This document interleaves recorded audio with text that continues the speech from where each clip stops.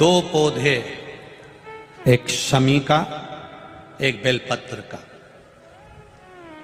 भूल से भी बेलपत्री के पौधे के नीचे से, बेलपत्री के वृक्ष के नीचे से अगर भूल से भी, तुम्हें नहीं मालूम कि यह बेलपत्री का पेड़ है, तुम्हें नहीं मालूम कि बेलपत्री का पौधा है, तुम्हें नहीं मालूम कि बेलपत्री का वृक्ष है, भूल से भी चलते चलते भी तुम्हारी ट्रैक्टर, तुम्हारी ट्राली, तुम्हारी गाड़ी, तुम्हारा बक्खर, तुम्हारा बेल, तुम बेलपत्री के पेड़ की छांव में से भी अगर निकल कर चले जाते हो तो दिन भर में अगर 100 पाप भी हो जाते हैं तो पल भर में धुल जाते हैं।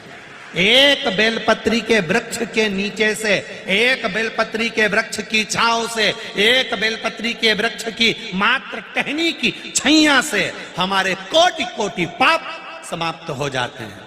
आप सबसे इस कोटेश्वर धाम की पावन धरा से एक निवेदन करना चाहूंगा, पूरे आस्था चैनल के श्रोताओं से, फेसबुक यूट्यूब के श्रोताओं से, और जितने लोग यहाँ कथा सुन रहे हैं, बारिश का समय आए तो एक बेलपत्री का पेड़ बड़ा कर कर उसको कहीं रोड के किनारे अवश्य लगाओ। कोई निकल कर जाएगा, उस पे छांव पड़ गई तो उसका कल्याण हो जाएगा।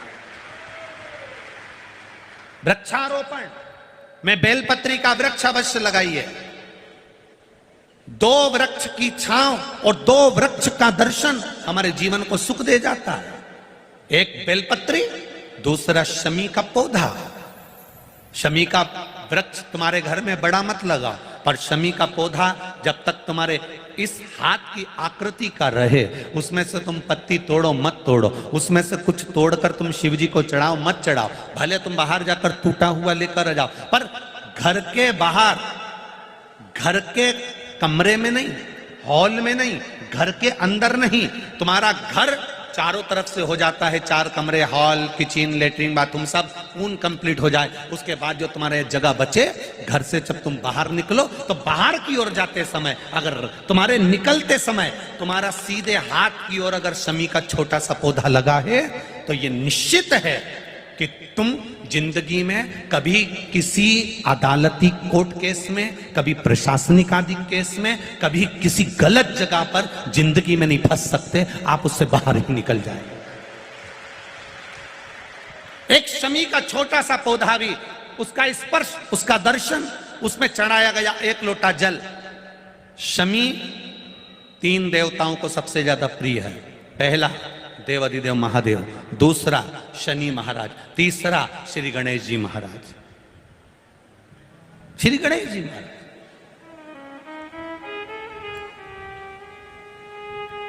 क्योंकि शमी की शादी करने वाला कौन था?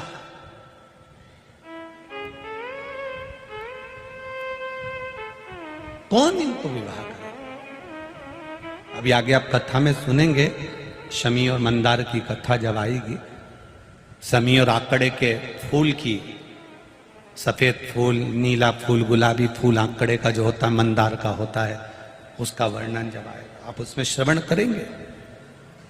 एक शमी का पौधा, तुम घर से बाहर निकल रहे, हाँ ये जरूर है कि जो फ्लैट में रहने वाले हैं वो इस पौधे को नहीं लगा पाएंगे,